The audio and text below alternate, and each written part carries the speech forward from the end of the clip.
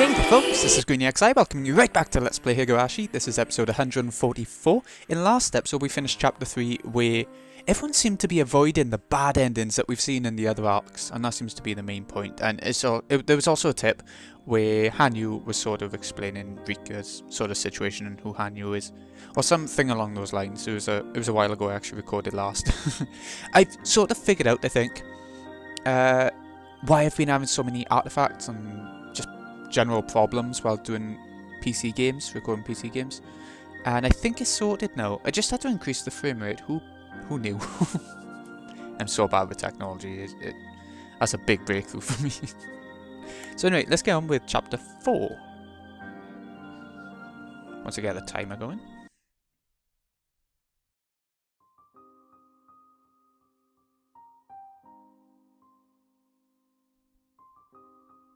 Hello, I'm surprised to see you here on a day other than Sunday. I have something I want to ask Takano. Is she here today? No. She must be on a date with Risa-san. I wish I had a date too. Why'd you call him Risa? I was going to say, who's that? I don't understand. You should ask him yourself. It was a small mistake I made when we first met. It was funny how he reacted. I don't get it. That's what nicknames are all about, though. Yeah, they're close friends. Weird names. What do you want to talk to her about? I'll see her at the meeting tonight, so I'll take a message if you want. Thank you very much. But I'd rather talk to her directly. I see. Alright. I should get back to my work now, then. You're not seeing any patients today? I've been busy with paperwork for the meeting tonight. I've been preparing it for a while, but I don't have enough time. I'll get in trouble if it's not finished in time. Aren't you busy coaching the baseball team too? You have so much energy. Ha, such a busy guy. I've been looking for a cute maid who would take care of the chores and help me with other work, but I've had no such luck. He laughed and looked at his watch. He seemed to be in a hurry. Do you have any idea where Takano is right now? They've probably gone around to different places in the village. I know that they always meet at the shrine. Of course, that's the central place for everyone, right? She left not too long ago, so she might still be somewhere near there. I looked at the clock on the wall. I must have just missed her. This was no time to be chatting with Irie. Thank you very much. I'll try the shrine. You shouldn't bother those lovers, since they only see each other 4 times a year. He smiled mischievously and waved his hand in goodbye.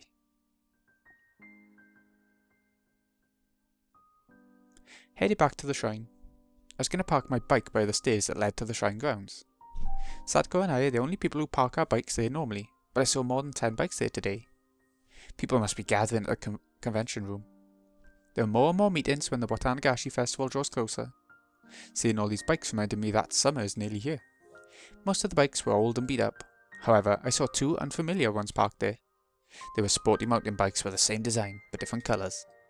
They must belong to Takano and Tomitaki. I went up the stairs to look for the 2 of them, but I couldn't find either. Was there any place with a great view for taking pictures?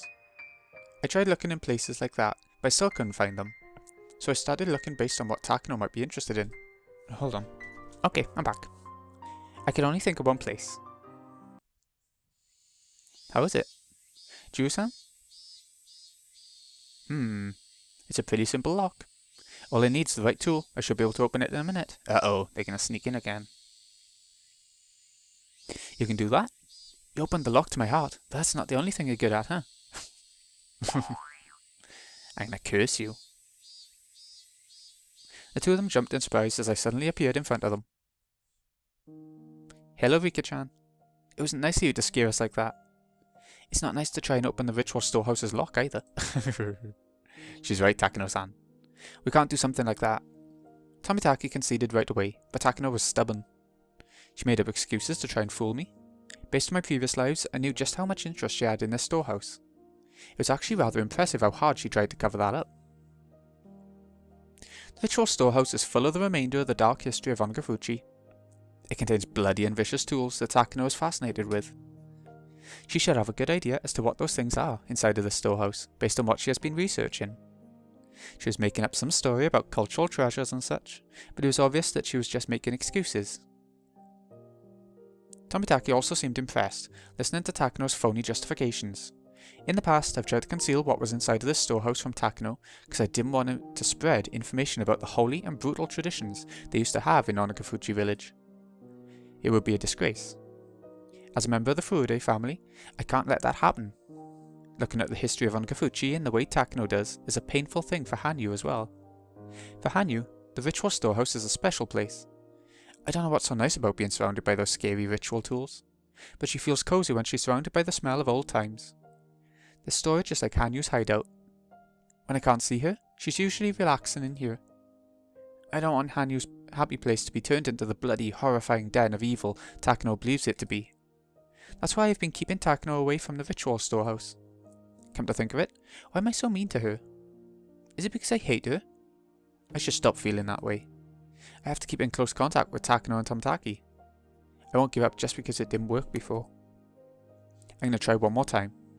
This world's different from the other ones. I might be able to change their fate, which in turn might change my own. Hanyu, I'm thinking about showing the ritual storehouse to Takano. Oh. Hanyu made an irritated face. Takano will lose herself in ecstasy if she sees what's inside of there. She'll run around spreading rumours of the bloody history of Onagafuchi. Hanyu wasn't too excited about that prospect. I'm not trying to curry favour with Takano, but I think it might give me a chance to talk to her. Takano holds on to grudges, so if I'm mean to her now, she might not listen to me later. Oh. I understand that Hanyu doesn't want her inside this holy place, but she can't do anything more than be irritated about it. I'm the only one who can make the ultimate decision. Besides, she'll forgive me if I promise to eat something sweet later. Takano, if you'll keep a secret, I'll let you in. Really? Inside the ritual storehouse? You don't mean inside an emergency shelter, right? I mean it. I'll let you into the ritual storehouse. You mean this storehouse? Inside of this building? Just making sure. I'm not trying to trick you or anything. I'll let you inside. Nipa. Nipa. I'd never seen such a big smile on her face before. Now this is a miracle. I'm seeing this face for the first time in 100 years. I think this is the first time you heard this music too. Tomataki must be feeling the same way.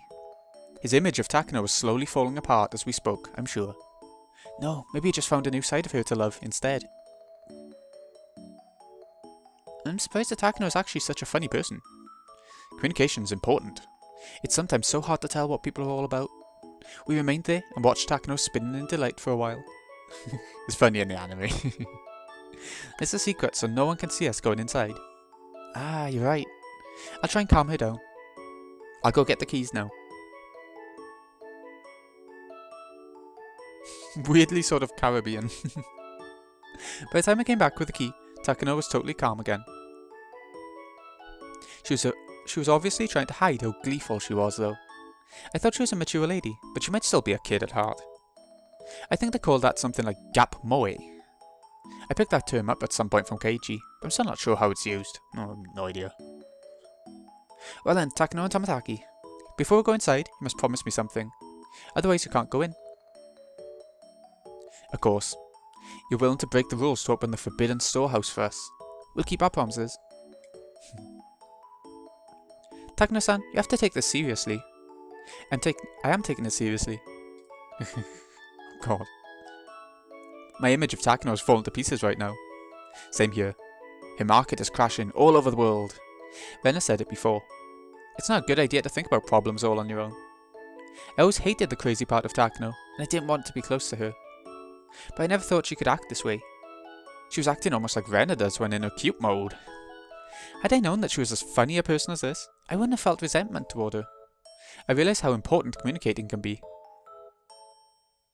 First of all, you have to promise you won't tell anybody that you went inside the storehouse. Do not tell anyone. Of course I won't, I'll promise. Takano put her hands to her chest. She also forced Tomataki to do the same. It was funny to watch Tomataki trying to keep up with Takano too. Also, you can't damage anything inside the storehouse. Well, that goes without saying, doesn't it? Of course not. Is it okay if I take pictures? Meep. You can, but I'll charge 100 yen per picture. What? How much money do you have on you right now, Jiro-san? If you pay me 10,000 yen, you can take all the photos you want. That's a good deal. I'll take it. Jusan, how many pictures was she planning on taking if 100 is, you know, thousands of them? They paid me the money for real. Hanyu seemed excited, knowing that the money could be used for buying desserts. No, Takano's such a nice person. He's so greedy. I finally got approval from Oyashima, the master of the storehouse. We'd have no more problems now. The ritual storehouse is behind the building with the convention room. Sometimes people come out for a cigarette break.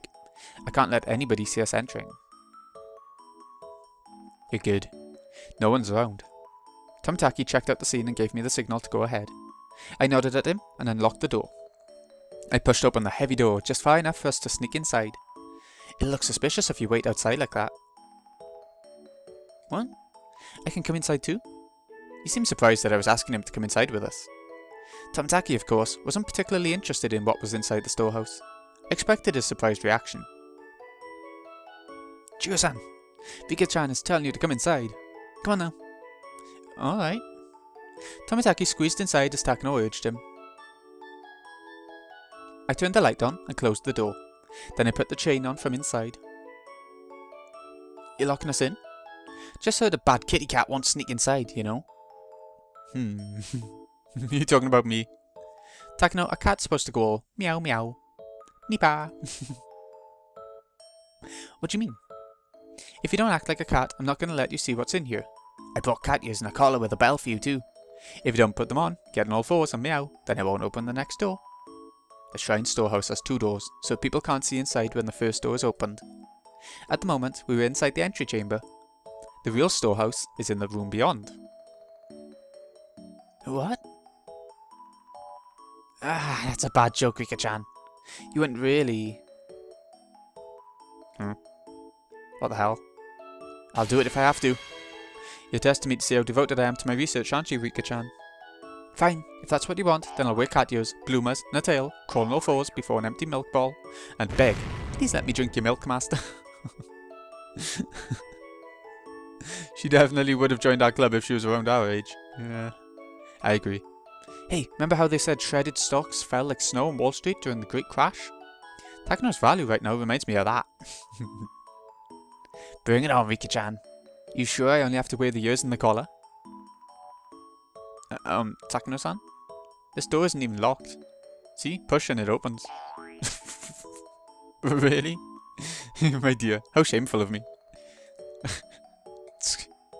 Tomitaki has no sense of humour. He just turned off a lot of viewers who were looking forward to seeing Takano in the cat outfit. No. Anyway, he's right. You just have to push it. Nipa. Once we went through the door, we found ourselves inside the storage area. There were no windows in there, so it was completely dark, even during the day. There were several light bulbs hanging from the ceiling, but they were dim, and their light only exaggerated the darkness inside. Oyashima-sama's statue and the altar dominated the centre of the room. They were surrounded by tons of ancient torture implements.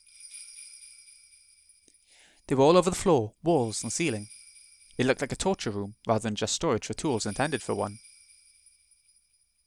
This is amazing. Tomitaki was rendered speechless. They were nothing like those fake torture implements that they might have seen in a wax museum or someplace like that. The tools in this room are the genuine articles. I never like to think about it, but I'm sure some of them really were used. These authentic tools always have a big impact on the people who see them. But Tomitaki was the only one who was shocked, since he was the only normal person in the room. Takano's eyes were sparkling. She was taking pictures while meowing like a cat. This place isn't special to me. Of course, I know I'm supposed to treat it as a holy place, but I'm so used to seeing all these things after coming here countless times since I was little. To me, it's nothing but a storehouse with a lot of old stuff inside. As for Hanyu, she says it's the only place the air from times past, lingers in the present day, so she actually finds it comforting. I get in a good mood when I come here, because Hanyu gets in a good mood. There's a relaxing place for her. As I watched Tomitaki's reaction, I noticed how totally off my values are from normal people's. Takano's reaction seemed more natural to me, in a sense. Hanyu seemed to be bothered by Tomitaki's reaction too. Maybe it was a bad idea to let him come inside after all. Not like I could kick him out at this point. Hanyu and I sat on a cushion in front of the altar and watched Takano dance with childish glee while Tomitaki made touching efforts to keep up. I wonder why they made so many torture implements. The whole purpose of torture is to make people confess something, right? Why was it necessary for them to have so many? Juro-san, do you know that there are 2 ways to threaten people with torture implements? First one is to inflict pain on the victim, of course. The other way is to threaten the victim by just showing him the tools. In that sense, having a countless number of them can give tremendous fear to the victim. I've heard that torture requires skill. I suppose it's hard to really hurt people without killing them, I guess. Tomitaki acted like he's having a conversation with Takano, but his voice was obviously unsteady. Some Western torture implements were so vicious that if they really used it on the victim, they would have killed him instantly. To be precise, there are 2 types of torture implements. First, there are simple tools that are simply used to make the victim confess. I guess that's the sort of thing like when Shion had her fingernails ripped off. The other type is for entertaining those who are watching the torture. I'm frustrated that some people can't tell the difference between those 2. Let me ask you, what were they trying to gain from the victims by using these tools? Tomitaki asked me that. He must have thought that Takano would say something far more scary if he asked her. He's forgetting that I'm just a little innocent girl. Innocent. I think they were forcing their victims to obey the rules of Onikafuchi Village. That's what I believe. Am I right? Yes, you are. Most of these tools were never built for actual use.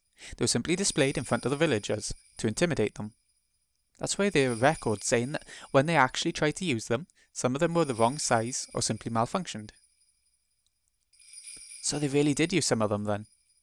That's not a pleasant story. Some people were just not obedient, despite the threat of Oyashima-sama's curse. Hey, Rika-chan. You sure that these tools were mainly used to intimidate people in the village? I've heard that these were used for cooking and dissecting during the real Watanagashi. Hanyu was making a frustrated face. She didn't want to remember the dark history of Onikafuchi Village. People performed countless torture ceremonies in front of her, claiming that they were doing it in her name, the name of Oyashima-sama. She asked them not to do that, but no one was able to hear or see her. No comment, Nipa. She always talks to me about it too. Long ago, the villagers of Onikafuchi would receive a divine message, go down to the foot of the mountain, kidnap people, and eat them, right? I wonder why they did that. Was it a display of force or something?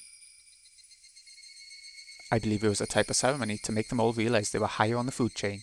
The greatest outspoken reasons Onikafuchi forbade intermingling with outsiders were that the village was a holy land, and there were transcendents, greater beings than humans. Mingling with tainted humans will bring corruption. That's what they were taught. So they probably needed to reaffirm their idea that they were above humans at regular intervals. In Japan, there was a tradition of displaying severed heads on pikes. Game of Thrones much? While such a one is inhumane, it's an extremely good deterrent. The victim was brutally tortured in public, and then they were eaten alive. What would you think if you saw something like that? Anyone would simply think that they wouldn't want to be in that same situation. There's also a history of crucifixion in this country. They hung the victim and stabbed him with spears in front of an audience. You know, people don't really die from being stabbed once or twice. They might have a chance to die if they were stabbed in the stomach or chest, but it's not instant like a guillotine. They bled from their wounds, their guts were pulled out, and they eventually died by drowning in their own blood. In that sense, a guillotine is such a merciful tool. Did you know? The guillotine was invented for the nobility. It was invented because they were able to die instantly, which wasn't the case with shooting or hanging. The nobles got special treatment all the way up to death. There's an old black and white movie that I know of. It's a love story set during the French Revolution. I was going to say guillotine is like a French word, so... But the final guillotine scene is the best part. The nobles are lined up and bound in chains, and they get publicly executed on the guillotine, one by one. Snap. Next. Snap. Next. Snap. Human lives are taken away like they're on a conveyor belt. There's no last words or prayers or anything. Snap. Next. Snap. It's not even that entertaining, because it's over in a flash. No one holds any sentiment for their deaths. The audience enjoys how the nobles' heads are sliced off like vegetables. It's like a show to them. I think it's more respectful to kill someone slowly and brutally. That way people will pay a little bit more attention to them, right? Oh, okay, love. Oyashiro-sama, here was the one who made this brutal torture possible. Takano raises her hand to honour the statue of Oyashiro-sama. Oyashiro-sama is just an idol created by human beings. That idol was worshipped with fear and made divine. Yes, people laid the bricks of this church with rules and doctrines, strengthening it with a mortar of curses and malediction. As they stacked and stacked those bricks up high, its height reached up to heaven, and their god was placed above it all. Gods are born because people desire them. So when people seek to rule others with fear, they become the collection of blood, torture, and pure terror. And here they call that god Oyashima. In other words, this proves that the stairs to godhood are built not by gods, but by human hands, and shows the way for us humans to attain further heights, and... Her passionate lecture was interrupted by a loud noise. As I looked back, Hanyu was jumping up and down with her eyes full of tears. Yeah, she's not this despicable sort of god creature. She was stomping the floor as hard as she could, making a loud noise instead of screaming out with her unheard voice. However, it all amounted to the same thing. Hanyu cannot be heard by people. That's not right. That's not right. I'm not like that. Hanyu. I hate seeing people getting tortured or killed. I want people to be happy together. Of course not everything is perfect, but I never asked people to do such horrible things. Hanyu. You are who you are. Oyashiro-sama has nothing to do with you. That's not right. That's not right. Oh. I hate Takano. I hate her. She always says horrible things about me. She's a bully. Was it a bad idea for me to bring Takano in here? I knew that Takano would get overstimulated and say something like this. Fortunately, Hanyu's rejection indirectly reached Takano, and she stopped lecturing. Somehow she heard something. Takano, I mean. Somehow Tomitaki had heard the noise that Hanyu made. He pressed his finger in front of his lips and told Takano to be quiet. What is it? Oh, I just heard a sound like a child was jumping around. There might be a child somewhere near this building. Really? I didn't hear anything. Yeah, Rika, you know. I'm sure I heard it. Takano-san, we're in here in secret. I think you should look around without making any noise. Takano seemed disappointed, but Tomitaki was right. She had no choice but to be quiet. Tomitaki, there are no children around this place.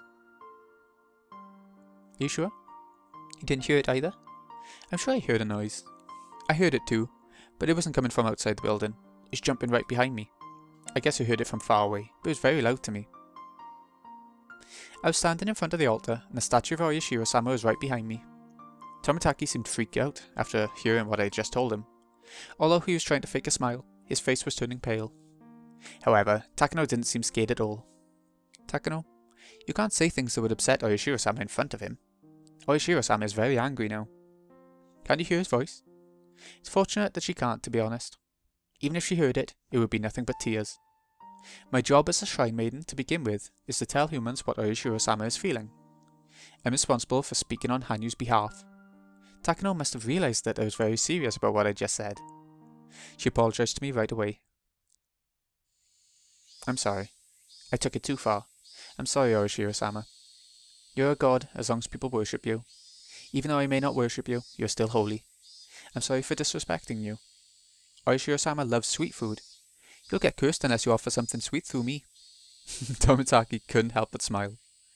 Takano also smiled. She bowed down to me, promising to bring over some cream puffs soon.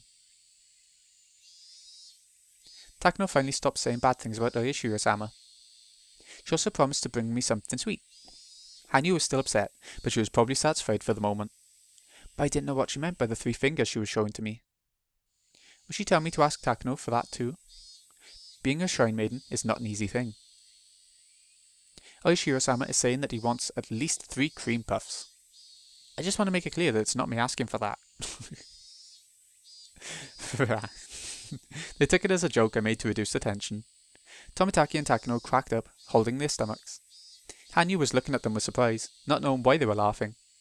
My face, meanwhile, was turning red with embarrassment. Fine. I'll get 3 delicious cream puffs for Oyashiro-sama.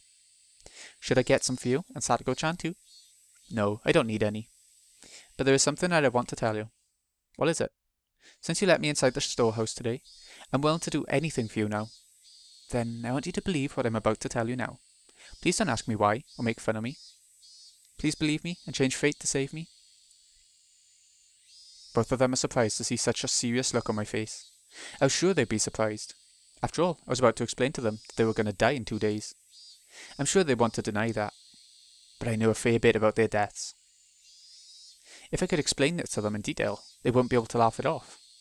I talked to them about it several times in previous lives, but they never took it seriously.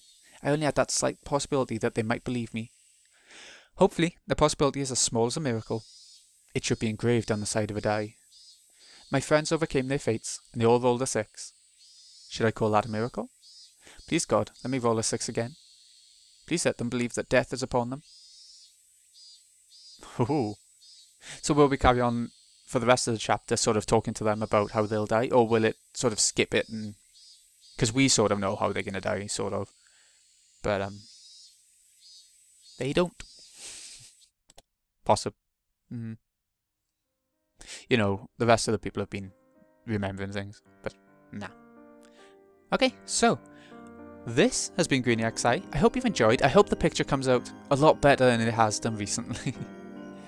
Thank you so much for watching. I'll see you again in a bit when we carry on with chapter 4. It doesn't look like we're going to be with Tomtaki and Takano, but we'll see how it goes. Thanks again for watching, folks. See you again in a bit.